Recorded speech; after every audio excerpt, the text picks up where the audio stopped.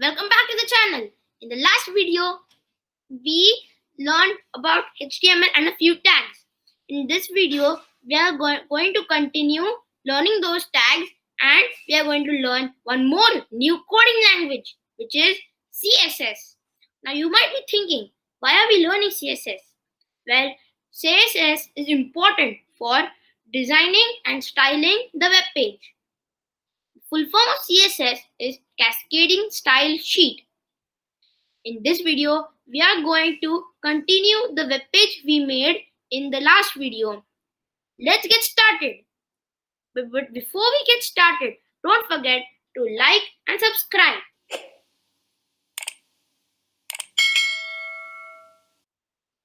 This is the web page we made in the last video. Let's continue. The first tag we are learning today is the UL tag. Full form of UL tag is unordered list. It represents an unordered list of items, typically rendered as a bulleted list. Now we'll put a new tag called li tag. The full form of the li tag is list. The li tag is used to represent an item in a list. It must be contained in a parent element, that is an ordered list, which we will learn, an unordered list, which we are doing now, or a menu tag, which we will learn in the future. In the unordered list, these list items are usually displayed using bullet points.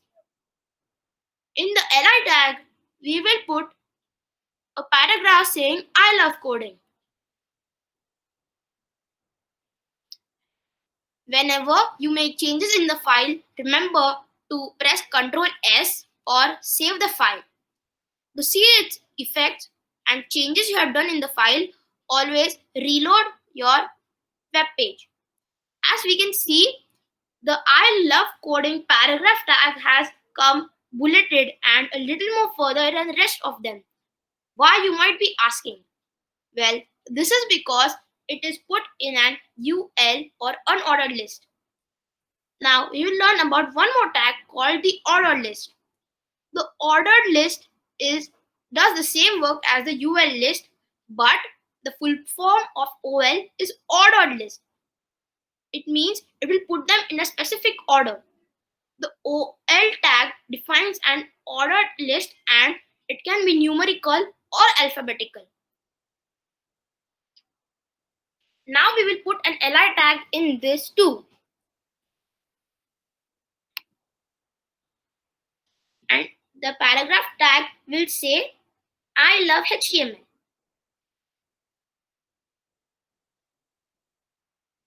Now let's save the file and see what effect it has done.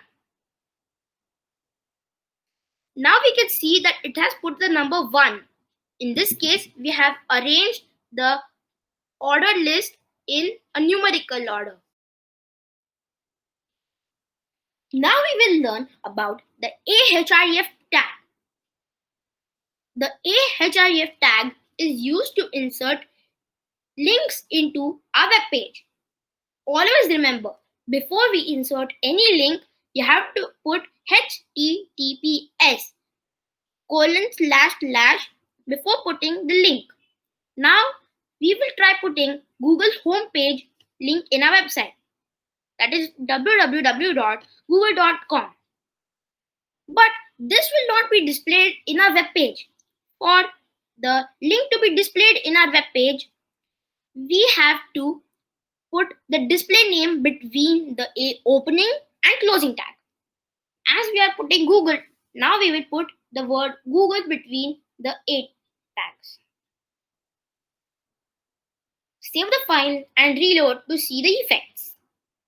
As we can see, the link has been inserted in our web page. Let's try clicking on it. Wow, it takes us to the Google homepage. You can use the ahref tag to insert any link you wish. Now let's try putting image tag. The image tag helps us to put image in our web pages. It doesn't actually put the image in our web page, but rather put the link of the image. Now we will search for pictures of a fish. You have to open the image in a new tab and select the link on top and paste that link in the source. Let's save the file and see what effect it does in our web page.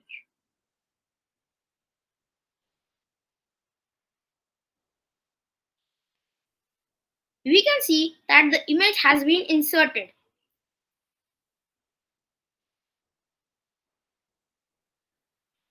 Now you have learned how to input a image and a link in your web page. You may have noticed that the image is too big. Let's try making it smaller. We can use the height and width tag to change the height and width of an image or text. First, we will write height is equal to, and in the inverted commas, we will write how much pixels we want the height to be. Now, we will write 240 pixels. Px signifies pixels. So, always remember to put px after numbers you put. Let's reload the web page and see the effects. Wow, we can see that image size has decreased. Now let's try changing the width of the image. Width of the image is changed using the width tag. This tag we will keep at 500 pixels and let's see the effects. We can see that the width of the image has increased.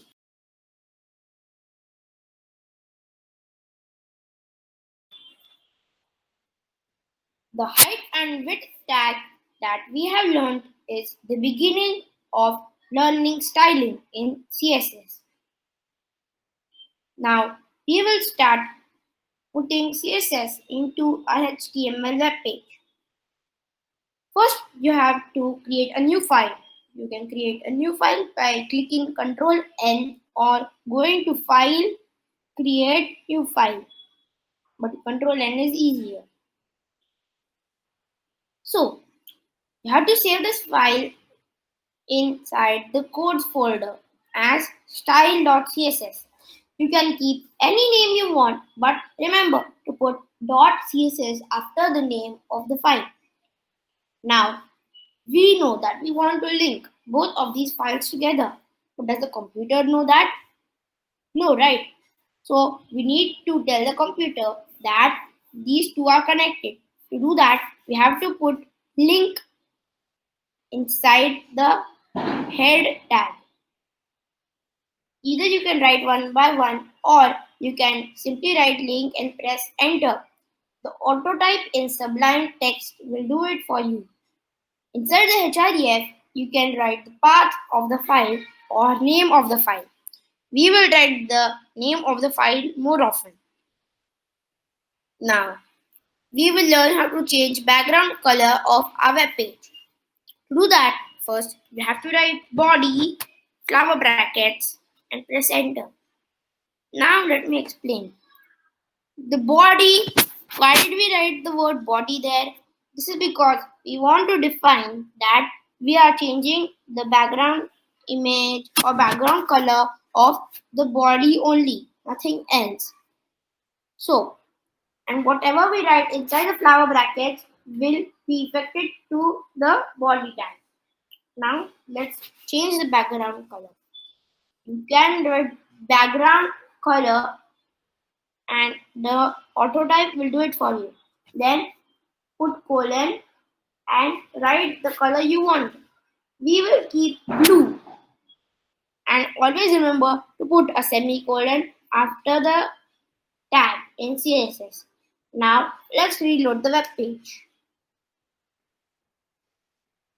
Wow, we can see that we have changed the background color of a website.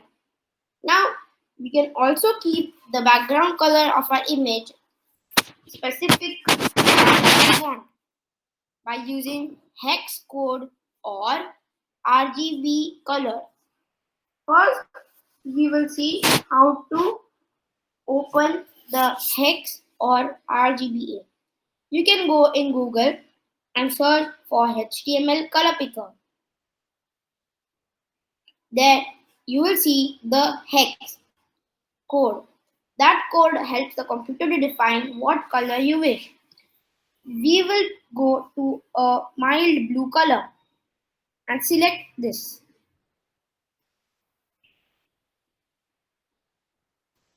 You have to press Ctrl C and go back to our Sublime HTML folder.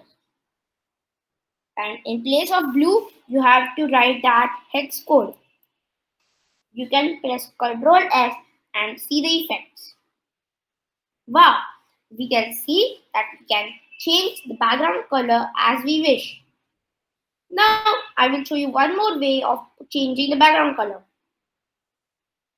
Instead of putting hex code, we can put RGB colors. Under, you can see that there is RGB.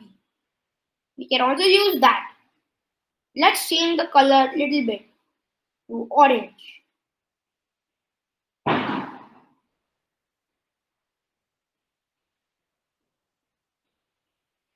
Now, we will go down to that RGB and select all three numbers. We'll go back to our HTML and put that inside after the background color colon.